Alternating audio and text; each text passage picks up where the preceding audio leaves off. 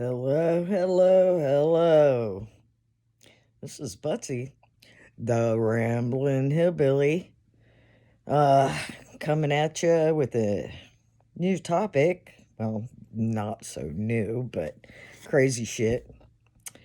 I tell you what, they should just cancel the Oscars, the Emmys, the Golden Globes. Because that shit's already been won by the Democrats. Holy shit.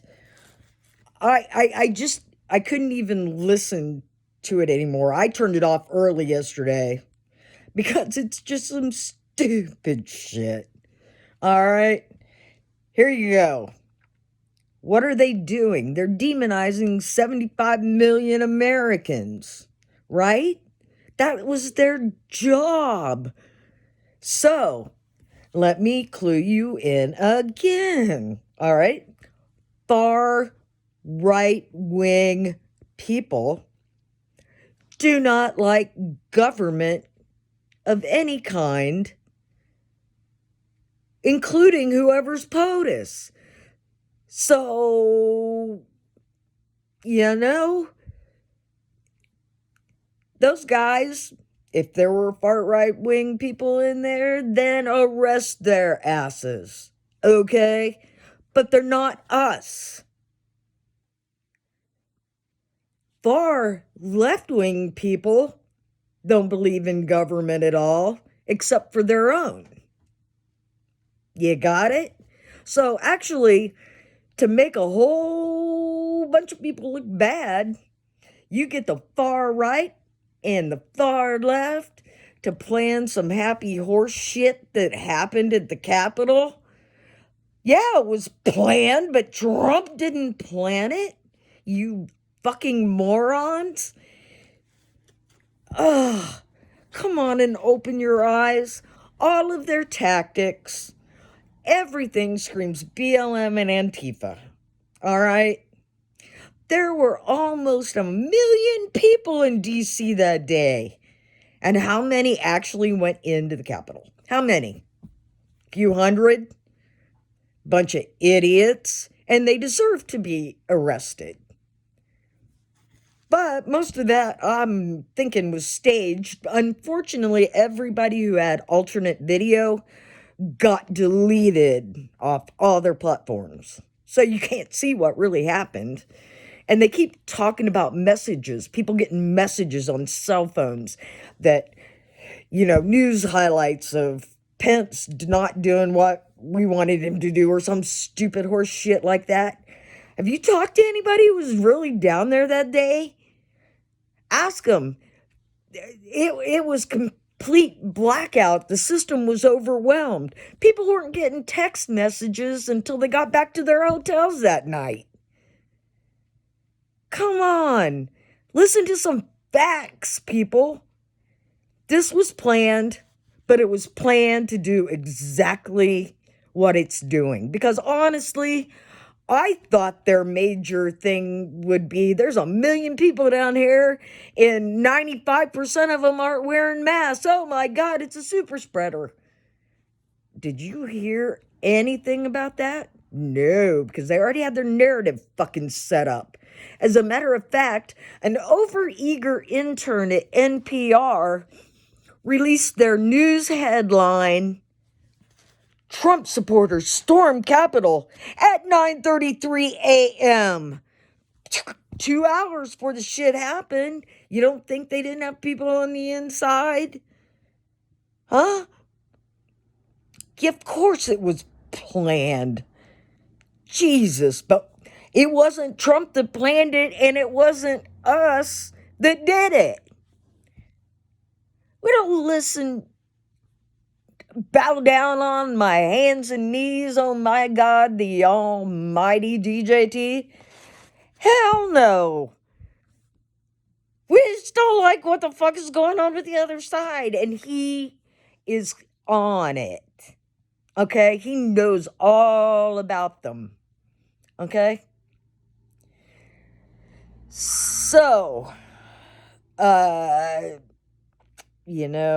there's this other thing. about fight. Fight for your country. Fight for this. Fight for that. Explain that to me, how that's inciting violence. Haven't we always heard things with the word fight in them? Like hell. Remember at school? High school, ready? Cheerleaders? Right? Ready? Okay. FIGHT. Kick that team's ass for me. Go team. Now, did the team go, well, shit, the cheerleaders are telling us to fight. Well, break out the chains and knives and shit. Let's go fuck these boys up. No, it meant play harder. Do you understand how stupid all this is? And it's all planned. It's actually like projection 101. Look up that shit. But anyway, it's stupid. Every time he says, clips, fight for this and fight for that. It doesn't mean go out and physically do harm. And those that do should be punished. Do you get me? You picking up what I'm putting down here? 99.99% of the people that were in that DC that day were calm, peace-loving people who just want their country back, And so they were there fighting with their voices, not with their fists. I mean, my God, I can't fight this feeling anymore. Aria, love that song. What else we got? We got fight for your right to party. Right? Well, that didn't mean, go fuck up your parents or whatever. It meant, you have a right to party, dude. Right on. Kung Fu fighting, Carl Douglas. Wait a minute. That may be about fighting, actual physical fighting. So, take that out of there. Do you get what I'm saying, people? This is all such horseshit. I just don't know what to say anymore. But I can't stand watching this shit. It's ridiculous. Ridiculous. So, the people you actually should be worried about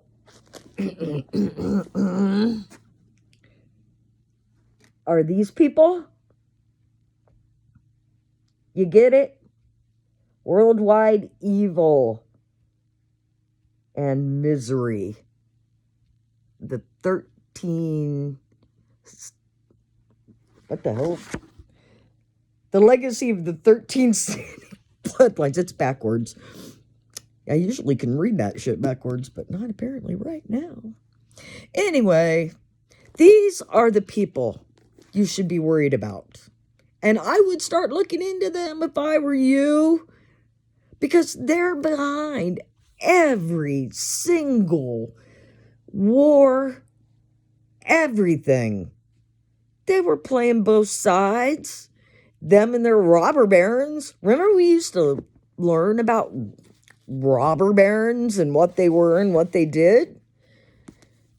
I mean, literally, did you know that during all the world wars that Ford, Smith and Wesson, you name anything you need to fight with, we were funding both sides, selling to both sides. How quick would a world war been over if we kept that shit to ourselves? And, one of the biggest things, remember the little German fighters in World War II? The Bloody Red Baron. Love that song. 30, 40, whatever. Anyway, do you know there was a fault in their German engine? They had to have a special fuel additive so their fighters didn't knock and ping. Well, guess who sold that to them? We did. Why? Because it's money. It's money, money, money. It's about power, control, and money. And they don't give a shit about you. They don't give a shit about me. They just care about keeping power and wealth. As a matter of fact, I have told y'all, they only want about 500,000 people on the earth to do their bidding. Everybody else has got to die. Okay? So, it's kind of dark in here. Let me see if I can... I should turn on the lights. All right. Are you ready?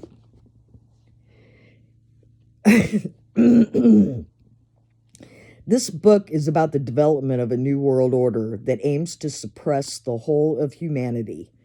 We are raised by tradition to trust our governments and convinced that they care about us.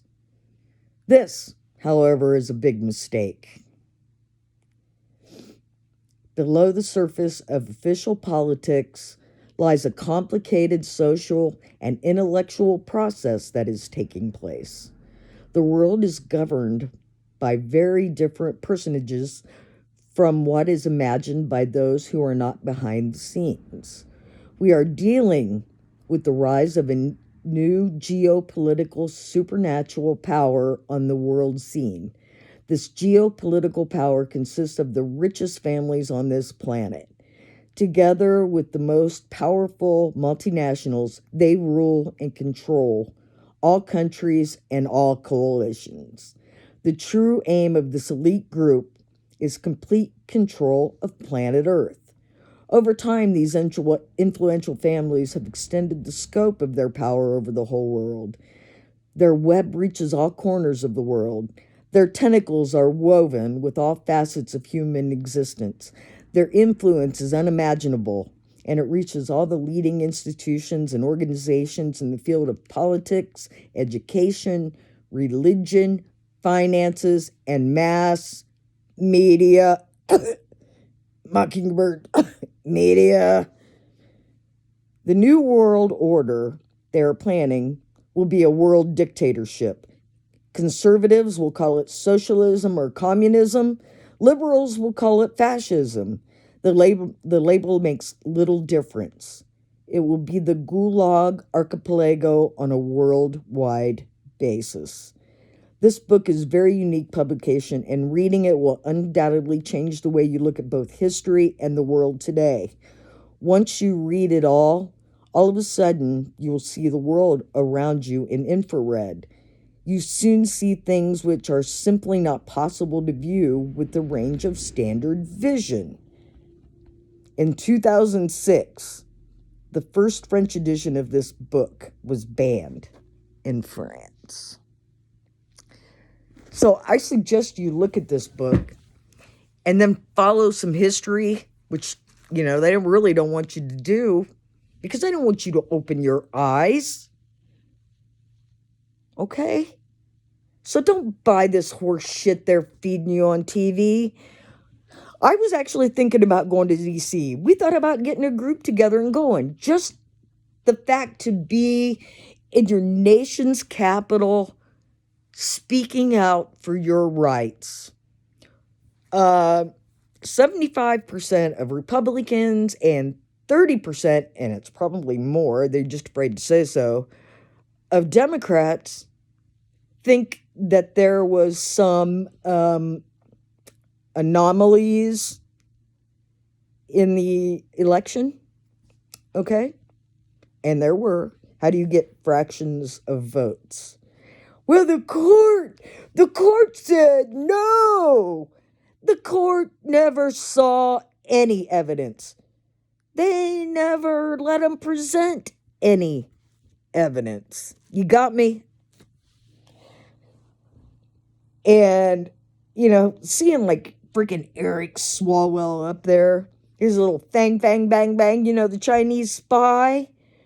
who put in interns into the Congress, and he actually said, well, we have no way of vetting them. Oh, bullshit. You stupid son of a bitch. He should be banned from Congress, but he's still even on the Intel committee. So, and Adam Shifty Shift, I hope that $7.3 million was worth it. Look that up. Oh, wait, you probably can't anymore. Anyway, we were going to go to D.C. just for that purpose because it's our right to do so. And we had such fun at the Truckers for Trump rally. And mind you, I'm going to go Ramblin Hillbilly here. While we were at the fairgrounds, and remember, it was raining to beat hell that day, but there were hundreds upon hundreds upon hundreds trucks and cars and signs, and not once did I hear any chants, not chants as in, I bet I get a 7, chants as in things you're not allowed to do anymore in church. Anyway, I heard no chants. Everybody was laughing, and, it was a jubilant atmosphere. Now, if you talk to the people who were out in the crowd listening to the president, it was jubilant. There were prayer circles and this and that and the other. And like I said, they didn't get any messages on their phones because coverage was down. So, anyway, don't pay any attention to this happy horse shit they're feeding you. These people are dirty. They've been dirty forever. Let me, follow the families. All right. I've seen Joaquin Castro spinning his little tail. Well, do you know that Joaquin and Julian Castro, their parents were bigwigs in the Chicano communist movement? Oh my God. You think they taught their kids anything different? No. Pete Buttigieg. His dad was a Marxist professor. Think the apple doesn't fall far from the tree? Holy shit. And Kamala, the Ugandan nightmare, according to Jericho Green. Kamala Harris, who I voted for DA. Just because I heard one good sentence on mainstream media. Boy, did I learn otherwise that she was a piece of shit. All right?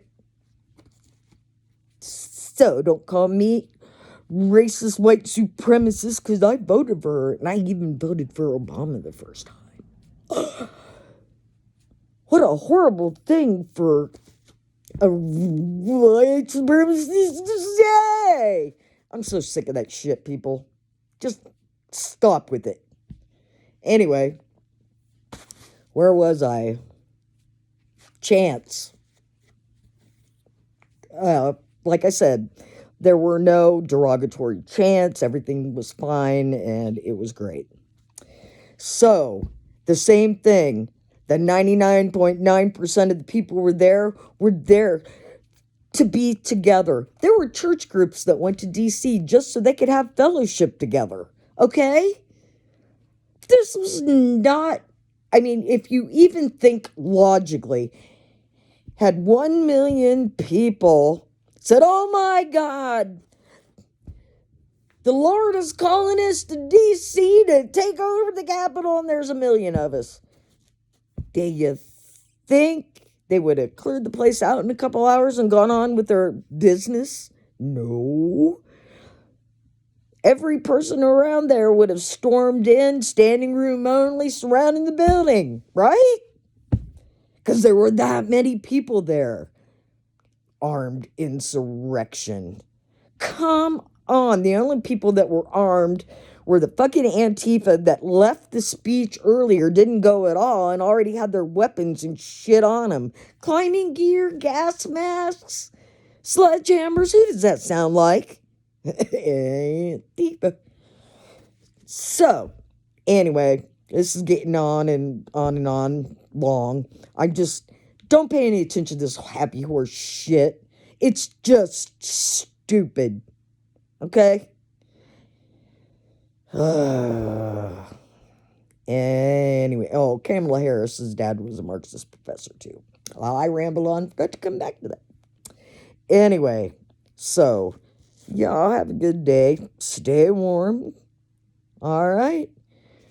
This is Butsy, the Ramblin' Hillbilly. I'm